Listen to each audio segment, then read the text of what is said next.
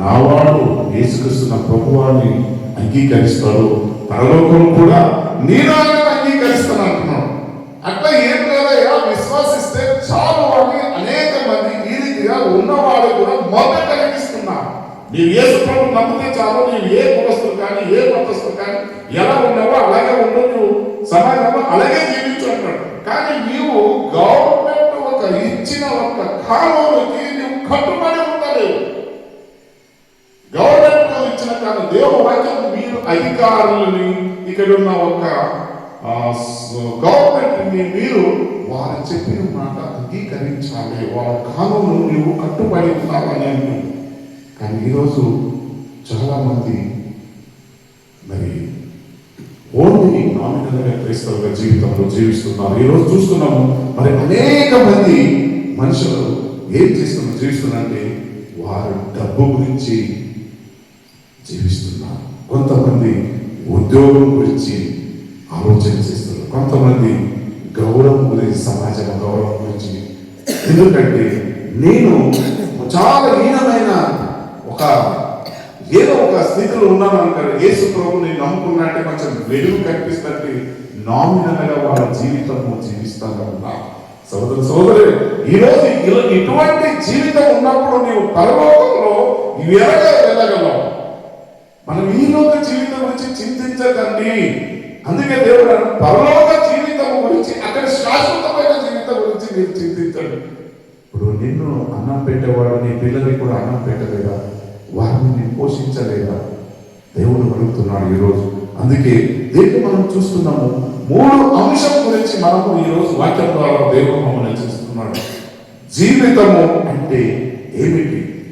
జీవితం అంటే ఏమిటి? రెండోదాగి మరి నిత్య జీవము మీకు ఎక్కడి నుండి ఉంది? ఎక్కడి నుండి ఉంది? ఎక్కడ ఉంది? నిత్య జీవము ఎక్కడ ఉంది?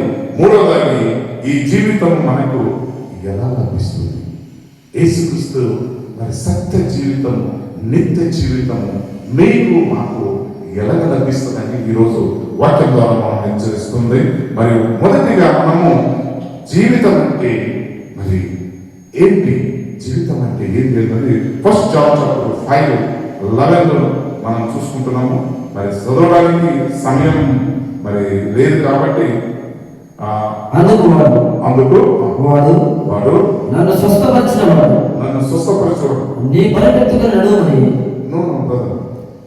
1 John 5:11 1 John 5:11 1 John 5:11 ఓకే చదువు. 1 John 5:11 కాగా అమ్మా కృత ఆజ్ఞ నీకు రాసినట్టు కాదు, కానీ మొదటి నుండి మనకు కలిగిన ఆజ్ఞనే రాయచ్చు. మనము ఒకరిని ఒకరు ప్రేమింపబడని నిన్ను వేడుకొంటున్నాను. మనమైన ఆజ్ఞల ప్రకారం నడుచుటయే ప్రేమ. మీరు మొదటి నుండి విన్న ప్రకారం ప్రేమలో నడుచుకున్నాడని అన్నది ఆ ఆజ్ఞ. 1 John 5:11 దేవుని కుమారుని అంగీకరించిన వాడు జీవములవాడు. దేవుని కుమారుని అంగీకరించిన వాడు జీవము లేనివాడు. 5:11 చదివినాం కదా.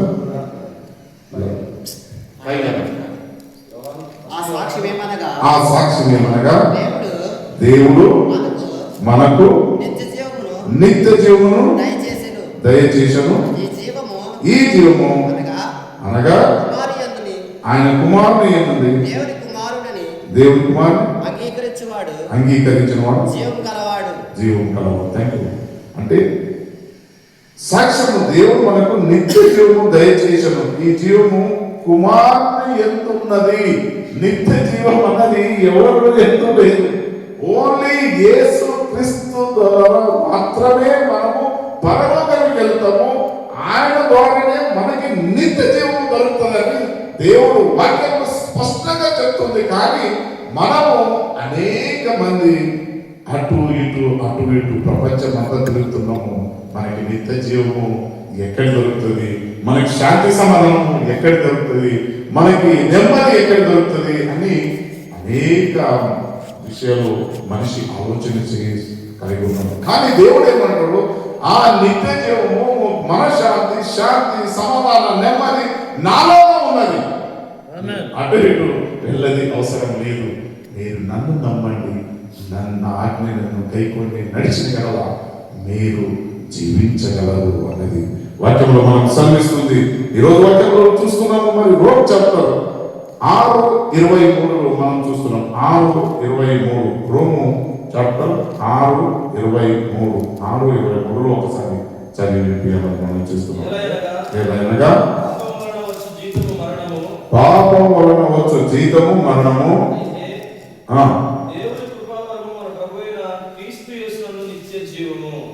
క్రీస్తు యేసునందు మనకి నిత్య జీవం. పాపము జీతము మరణం. మరి అనేక సందర్భాల్లో మనము చూస్తున్నాము. కొంతమంది తొందరగా వెళ్ళిపోతున్నాం. వారికి 30 సంవత్సరాలు కావు, 40 సంవత్సరాలు కంప్లీట్ అయితే తొందరగా యాక్సిడెంట్ వలనో, రోగం వలనో, ఏదో సంథింగ్ వల్లనే వెళ్ళిపోతున్నాం. ఎందుకు వెళ్ళిపోతున్నారు అంటే, అయ్యా నేను ఎన్నిసార్లు చెప్పాను, ఆయన చాలా మంచివాడు అయ్యా, ఆయన చాలా భక్తి గల ఉండేవాడు, అన్ని బాగానే ఉన్నాయి, కానీ కనిపిస్తారు కానీ భక్తిగా, కానీ వెనక నుండి ఏం చేస్తున్నారో దేవుడికి తెలుసు, ఆయనకే తెలుసు. అందుకోసమే వారిని, ఇటువంటి వారిని దేవుడు ఏమంటే వీరి ద్వారా అనేక మంది కూడా నష్టము కలుగుతుంది కొని దేవుడు వారిని మధ్యాంతరమై తీసివేస్తాడు. సహోదర సహోదరి, ఈ రోజు మనం సత్యం తెలుసుకోవాలి. ఒకటి ఏంటంటే, మనము పాపము జీతం మరణము ఉన్నది అని మనం గ్రహించాలి. ఏ పని చేయాలని కూడా ఒక్కరి మీద నింద వేస్తే కూడా పాపము, ఒక్కరిని అబద్ధంగా వాళ్ళ మీద నిందలు మాట్లాడితే కూడా పాపము, ఒకరిని మరి హింసిస్తే పాపము, ఒకరు మనం క్షమించలేకపోతే కూడా పాపమే, ఒకరినొకరు ప్రేమించలేకపోతే కూడా దేవుని వాక్యం ప్రకారంగా పాపం అన్నది ఓన్లీ స్త్రీ పురుషులు కలిసినప్పుడు ఉన్న పాపము కాదు సోదర సోదరి. ఓన్లీ మన నోటి మాట నుండి పలిక ప్రతి ఒక్క మాటలో దేవుని సన్నిధిలో కౌంటింగ్ ఉండాలని మనం గ్రహించాలి. మనం ఏం చూస్తున్నాము, మనం ఎక్కడ నడుస్తున్నాము, ఏ ప్రాంతాల్లో నేర్చుకుంటాము అన్నది చాలా ఇంపార్టెంట్ అయిన ఒక విషయం అని మనం తెలుసుకోవాలి.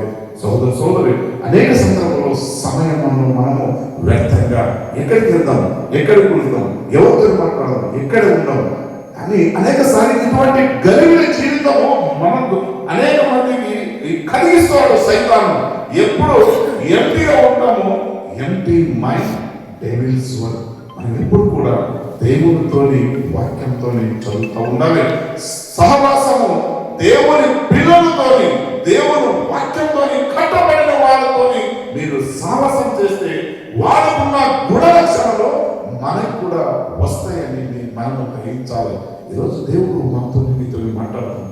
నీ సావాసం, నా సావాసం ఎవరితోని ఉన్నాము? నిజంగానే మనం సావాసము దేవుని జాడలు మనం నడుస్తున్నామా లేదా అన్నది మనం పరీక్షించుకోవాలని ఈరోజు వాక్యం బాగా మనం తెలుసుకుంటున్నాం. నిత్య జీవం యేసుక్రీస్తులో నిత్య జీవం మన క్రియల వల్ల కాదు, మన మరి మనుష్య కుమారును మన యోగ్యత వల్ల కాదు, దేవుని కృప వల్ల మాత్రమే మనకి నిత్య జీవము దొరుకుతుంది. హల్లెలూయా, హల్లెలూయా. దేవుని కృప వల్లే మనకి నిత్య జీవం దొరుకుతుంది. ఈరోజు ఒక ఎగ్జాంపుల్ గా నేను చెప్తానికి ఇష్టపడుతున్నాను. ఆ ఎగ్జాంపుల్లో మరి ఒక మనిషి ఏం చేస్తున్నాడంటే, ఈ నిత్య జీవం గురించి ఆయన ఆలోచన చేస్తుంటాడు. అంటే ఆ ఆలోచన ఏమై ఉన్నదంటే, ఒక నిమిషం నేను ఆ విషయాలు క్లియర్గా చెప్పాలని ఆశిస్తున్నాను.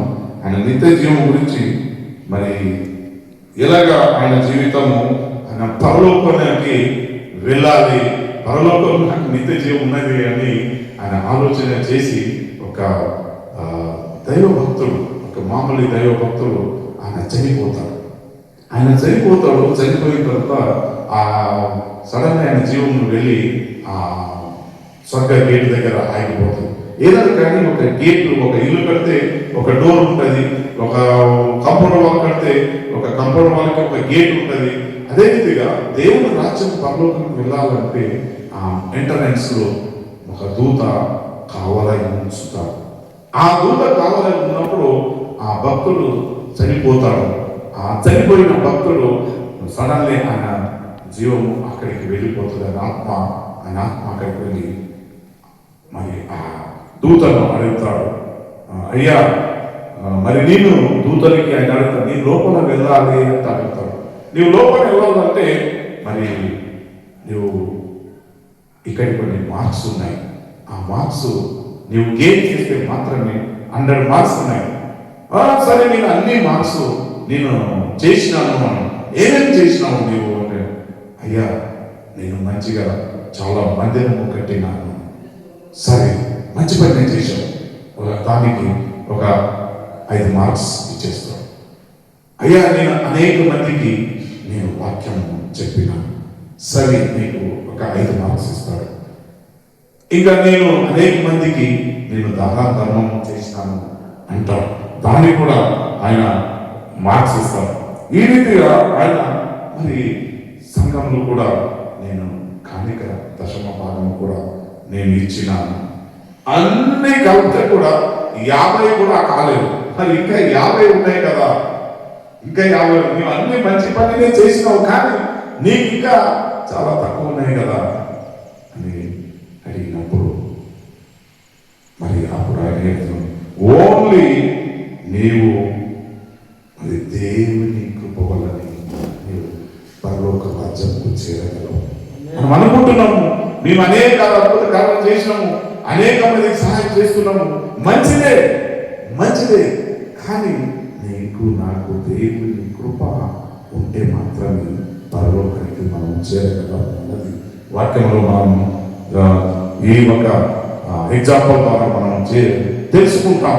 సోదర సోదరి ఈరోజు వాక్యంలో మనం చూస్తున్నాము. మరి మొదటిగా మనము ఏం చూసుకున్నామంటే జీవితం అంటే ఏమిటి, మన జీవితానికి చాలా విలువై ఉన్నది, అది తెలుసుకోవాలి. మరి వాక్యం ఒక పాఠంలో ఉంది, ఈ జీవితం విలువైనది నరులారా రంగని సిలువైనది, ఈ జీవితం విలువైనది నరులారా రంగని సిలువైనది, సిద్ధపడినావా చివరి యాత్రకు, సిద్ధపడినావా చివరి యాత్రకు, యుగయుగాలు దేవునితో ఉండుటకు నీవు ఉండుటకు, ఈ జీవితం విలువైనది నరులారా రంగని సిలువైనది. హల్లెలూయా హల్లెలూయా. మరి మన జీవితము ఇది చాలా విలువైనది. ఈ విలువైన జీవితము మనము ఎవరితోని మరి నడుస్తుంది. ఈ జీవితము ఈ లోకాశ శరీరాశ జీవపు డంబలు మన ఈ జీవితం నడిపిస్తున్నామా, లేదా యేసు క్రీస్తు జాడలు ఆయన మరి చేస్తున్న మరి ఈ ప్రేమ కరుణ జాలి దయ ఈ ఒక్క జీవితము ఇటువంటి ఆశ కలిగి ఉన్నదా? సోదర సోదరి దేవుని నేను తెలుసుకోవాలి. ఈ జీవితము కొన్ని రోజు కొన్ని సంవత్సరాలు కొన్ని గంటలు దేవుడు ఎప్పుడు పిలుస్తాడో తెలియదు. అందుకోసమే యు బీ రెడీ అంటాడు. మనము ఎప్పుడుగా రెడీగా ఉండాలి. ఈ జీవితము విలువైనది కాబట్టి, అందుకే యేసు క్రీస్తు నీలోని ఉంటే మాత్రం ఈ జీవితాలకు నీకు విలువ ఉంటుంది. ఈ దేశ ప్రభు నీలో లేకపోతే ఈ జీవితాలకు విలువ లేదు. అందుకోసమే ఈ జీవితము మనకి చాలా విలువైనది. అందుకే జీవితం అని ఏంటి అని నువ్వు సత్యము తెలుసుకోవాలంటే నీవు దేవుని సన్నిధిలో వస్తేనే ఈ జీవిత విలువ తెలుస్తాయి. రెండోది మనం చూస్తున్నాము, ఆ జీవితము ఎక్కడ ఉంది, ఎవరిలో ఉన్నది, ఎక్కడ ఉందంటే కుమారుడైన యేసు క్రీస్తులో ఆ జీవితం ఆ నిత్య జీవం ఉంది అని మనం తెలుసుకుంటాం. యోహాను చెప్తారు 14:6, నేనే మార్గము, నేనే సత్యము, నేనే జీవము, మరి నన్ను నమ్మువారితో ఎవరు కూడా తండ్రి వద్దకు రాలేరు అని కడకడిగా చెప్పిన దేవుడు యేసు ప్రభు. మరి అనేక మంది అనేక విషయాలు మనం చూస్తుంటాం వీడియోలో. అదే దాంట్లో ఏమంటారంటే ఆయన తన తానే దేవుడు అని చెప్పుకుంటున్నాడు అంటే అని వాళ్ళు అనేక రీతిగా ఇటువంటి మాటలు కలుగుతుంటారు. కానీ వారికి సత్యం తెలియదు, వారి జీవితం ఏమున్నది అంటే వారికి కూడా తెలియదు. ఈ జీవితము మరి వారు సైతాను అధీనంలో ఉన్నారు కాబట్టి, ఈ లోక అధీనంలో ఉన్నారు, ఈ లోకాశ శరీరాశ అధీనంలో ఉన్నారు కాబట్టి వారు అలాగే మాట్లాడతారు. కానీ నీవు నేను మనము ఉన్నంత రోజు ఆయన అధీనంలో నుండి ఆయన మార్గంలో నడిస్తే మాత్రమే మనకి నిత్య జీవము దొరుకుతుంది అని వాక్యంలో సెలవిస్తుంది. ఆమేన్, హల్లెలూయా. యోహాను చెప్తాడు 10:10. మరి ఎలాగా మరి ఈ జీవితము ఎక్కడ ఉంది, ఎవరి చేతులు ఉన్నది మరి ఇది తెలుసుకుందాం. యోహాను 10:10. దొంగతనమును హత్యను నాశనము చేయటకు వచ్చును కానీ మరి దేనికి రాడు. గొర్రెలకు జీవము కలుగుటకును సమృద్ధిగా కలుగుటకును నేను వచ్చినని మీతో నిశ్చయముగా చెప్పుచున్నాను. దొంగతనము హత్యను చేయడానికి వచ్చును. మరి చేయడానికి ఎవరు వస్తారు? దొంగ. మరి వాళ్ళ ఇంట్లో ఏదైనా సంబంధించిన ఆయన హత్యం కూడా చేస్తారు సందర్భం వస్తే. అందుకోసం దొంగతనం చేయడానికి, నాశనం చేయడానికి వస్తాడు. కానీ నేను నీకు నిత్య జీవం ఇవ్వడానికి ఈ లోకానికి వచ్చినాను అని దేవుడు సెలవిస్తున్నాడు. సోదరి మనకి అన్ని సత్యము తెలిసి కూడా అనేక సారి ఈ మార్గము తెలిసి కూడా మనం ఏం చేస్తున్నామంటే ఈ లోక ఆశలు కొన్నిసార్లు మనం పడిపోవడానికి కారణం ఒకటే, ఆ సైతాను మమ్మల్ని ఒక జిమ్మింగ్ చేస్తా చూడండి అంటాడు. ఒక మ్యాజిక్ రీతిగా అట్రాక్ట్ చేసి మా మైండ్, మన ఆలోచన, మన థాట్ అన్న ఏం చేస్తాడంటే మైండ్ డైవర్స్ చేస్తాడు. అందుకోసం ఈరోజు నాలో నీలోని ఆయన వాక్యము నిలబడి ఉంటే మనం ఎక్కడ కూడా కదలం. మరణిస్తే నీ గురించి, జీవిస్తే నీ గురించి. అదే ఈ జీవితము విలువైనదని మరి ఏ రోజు నీవు తెలుసుకుంటావో, 40 రోజుల్లో ఈ గంటల ముందు ఈ జీవితం విలువై ఉన్నది, నీలో నేను ఉంటాను, నీ గురించి మరణిస్తాను అని ఆ సత్యము నీలో వచ్చినప్పుడే మాత్రమే నీ జీవితకు విలువ తెలుస్తుంది. మరి మూడవదానికి మరి చూస్తున్నాము, కుమారుని కలిగి ఉన్నవాడు జీవము కలిగి ఉన్నాడు. ఎవరు? యేసుక్రీస్తును కుమారుని కలిగి ఉన్నవాడు యేసుక్రీస్తును సొంత రక్షకునిగా అంగీకరించి ఉన్నారు. ఆయన ఏమై ఉంటాడంటే కలిగి ఉన్నవాడు మరి ఆయన జీవము కలిగి ఉంటాడు అనే దేవుని వాక్యంలో మనకి. మరి ఎవరు యేసు ప్రభువును సొంత రక్షకునిగా అంగీకరించి మరి అనేక నేను మీటింగ్లో చూస్తుంటాము. మరి మొన్న ఒక మీటింగ్ జరిగింది, మన దగ్గర ఒక మీటింగ్ జరిగింది. మరి చాలా మంది అది అనకూడదు, కానీ వాళ్ళు ఏమంటున్నారంటే యేసుక్రీస్తును ఒప్పుకుంటలేదు. నేను క్రైస్తవుడని ఒప్పుకోవడానికి కూడా సిద్ధం లేదు. 90% నేను యేసుక్రీస్తును నమ్ముకున్నాను అని ఒప్పుకోవడానికి సిద్ధం లేదు. నేను విశ్వాసిస్తానండి, నా కులము ఏమని కానీ, నా మతము ఏమని కానీ, నేను యేసుక్రీస్తును విశ్వాసిస్తున్నా అంతే. సోదరి, నీవు విశ్వాసిస్తే మాత్రమే నీ పరలోకానికి చేరుతావు. క్రియలేని విశ్వాసము మృత్యుము. నీవు విశ్వాసించినంత మాత్రమే నువ్వు పరలోకానికి వెళ్ళిపోలేవు. అందరూ విశ్వాసిస్తారు. దానికి పోయేవాళ్ళు గురి మధ్యలో చూస్తే విశ్వాసించి దానికి నమస్కారపడతావు. కానీ అది కాదు, వాళ్ళు అంత మట్టిగా ఉంటారు. నీవు కూడా అంత మట్టిగా ఉంటున్నావా? నువ్వు పరీక్షించుకోవాలి. చావన్నా మరణమైనా నేను నీ గురించి జీవిస్తాను అని నీ సాక్ష్యము ఇలా ఉండాలి. కానీ మన సాక్ష్యం ఎలా ఉందంటే పేరు మాత్రమే. మన క్రైస్తవులు వెనక ముందు చూస్తే నెయ్యి, వెనక చూస్తే గొయ్యి అన్న లెక్కలు మన జీవితంలో ఉన్నాయి. అందుకే మనము దేవునిలో నిత్య జీవము పొందాలంటే మీరు వెనక ఉన్నదాన్ని మర్చిపోండి. వెనక ఉన్నవాన్ని మర్చిపోయి ముందున్న దానికి పరిగెత్తండి. ఆ ఒక ఆలోచన కలిగి ఉండాలి.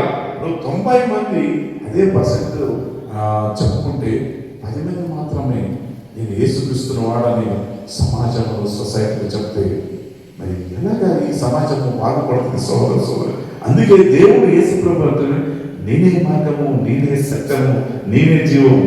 మేము ఇంతవరకు ప్రకటిస్తే కూడా ఇంకా కూడా మనము యేసుక్రీస్తు జాతులు లేవు. ఇప్పుడు 50, 60, 70 సంవత్సరాలు అయితే కూడా మనం ఇంకా ఈ దేశము, ఈ రాజ్యము, ఈ సుఖాలు, ఈ భోగాలు దీని గురించి ఆలోచన చేస్తున్నాం. మా పిల్లలు నేను యేసుక్రీస్తున్నాను, నేను సర్టిఫికెట్ యేసుక్రీస్తు నమ్ముకున్నానని గవర్నమెంట్ నుంచి నేను సర్టిఫికెట్ తీసుకుంటే నాకు వచ్చే సౌలతులు నాకు రావు.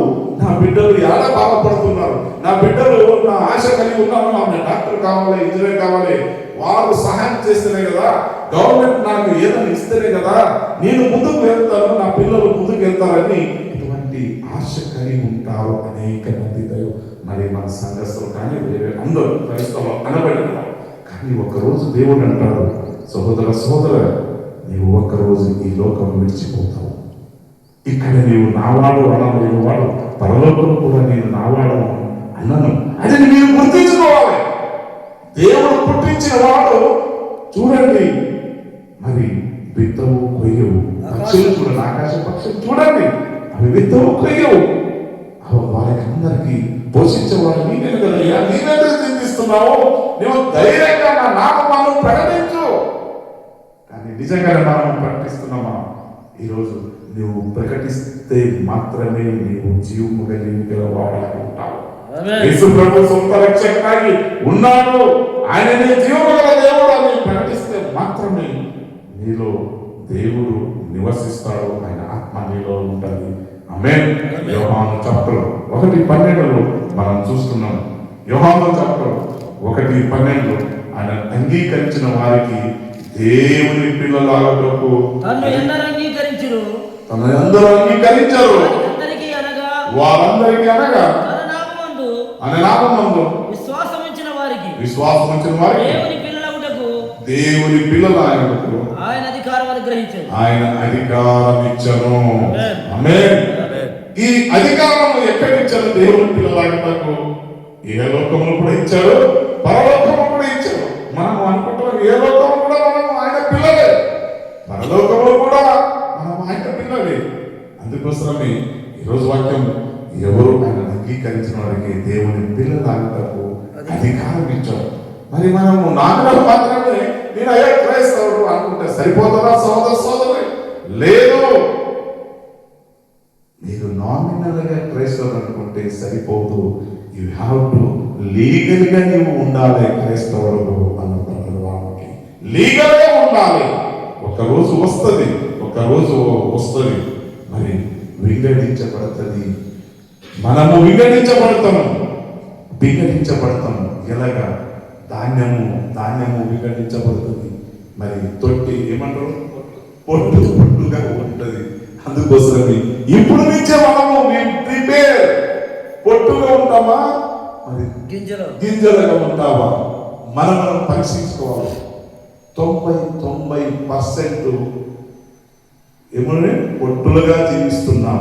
సోదరి, నీవు ఖాళీ దేవుని సన్నిధిలో వచ్చి కానుకలిచ్చి, ఆఫర్ ఇచ్చి, 10% ఇచ్చి మనము మామూలు ప్రేమించి నీవు మొదటిగా నీవు నీ కుటుంబము యేసుక్రీస్తును అన్యుల మధ్యలో నేను క్రైస్తవుడని ఒప్పుకోవాలి. నేను ఆయన బిడ్డలని ఒప్పుకుంటేనే అప్పుడే దేవుడు తన బిడ్డలని అంగీకరిస్తాడు. ఈ ధైర్యం నీకు నాకు ఉండాలి. ఈరోజు వాక్యంలో మనకు సెలవిస్తుంది. 4వ వాక్యంలో మనం చూస్తున్నాం, కుమారుని లేని వాడికి జీవము లేదు. ఎవరు యేసుక్రీస్తును సొంతానికి అంగీకరించలేని వారికి జీవము లేదు.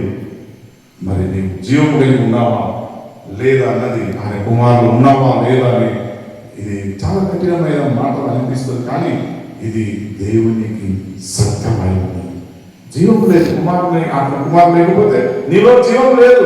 ఒట్టిగా ఉంటున్నావు, జీవితం ఒట్టిగా వస్తున్నావు, ఒట్టిగా చర్చలు. You are the idol person. నీకు జీవము లేదు. ఒట్టిగా నటన చేస్తున్నాము, మనం నటనే ఉంటున్నాము. వాడి శరీరము అంత ఉంది, కానీ దాంట్లో జీవము లేదు. జీవము లేదంటే యేసుక్రీస్తు నీలోని లేదు. కాబట్టి ఇవాళ ఐడల్ పర్సన్, నీకు ఐడల్గా మనం జీవిస్తున్నాం, ఏమీ లేదు. అందుకోసమే నీవు ఐడల్గా ఉండకూడదు అనేది. మరి ఎప్పుడు ఒక ఎగ్జాంపుల్ చూస్తున్నాము. ఒక సెల్ ఫోన్ అనుకోండి. ఈ సెల్ ఫోన్ ఎంత కాస్ట్ ఉంటే కూడా దీంట్లో బ్యాటరీ లేకపోతే ఏం యూస్ ఉంది? ఈ బ్యాటరీ లేకపోతే నో యూస్, డెటే. దేవుడు మరి శరీరము, మనం శరీరం ఉన్నది, ఆ శరీరములో జీవము లేకపోతే ఇది మట్టినే. సోదరి, అందుకోసం మీరు జీవము కలిగి వారై ఉండండి అని దేవుని వాక్యం సాగిస్తుంది. మరి యోహాను చాప్టర్ 3:36 మనం చూస్తున్నాము. అందుకు ఆయన సాక్ష్యము అంగీకరించిన వాడు దేవుడు సత్యవంతుడు మాటకు ముద్ర వేసి ఉన్నాడు. ఎలయనగా దేవుడు తాను పంపిన వారిని కొలత లేకుండా ఆత్మను అనుగ్రహించును గనుక ఆయన దేవుని మాటలే పలుకును. దేవుడు వల్లే కలిగిన తండ్రి కుమారుని ప్రేమించుతున్నాడు గనుక ఆయన చేతికి సమస్తము అప్పగించి ఉన్నాడు. కుమారుని యందు విశ్వాసముంచువాడు నిత్య జీవము గలవాడు. కుమారుని యందు విశ్వాసముంచువాడు నిత్య జీవము పొందెను.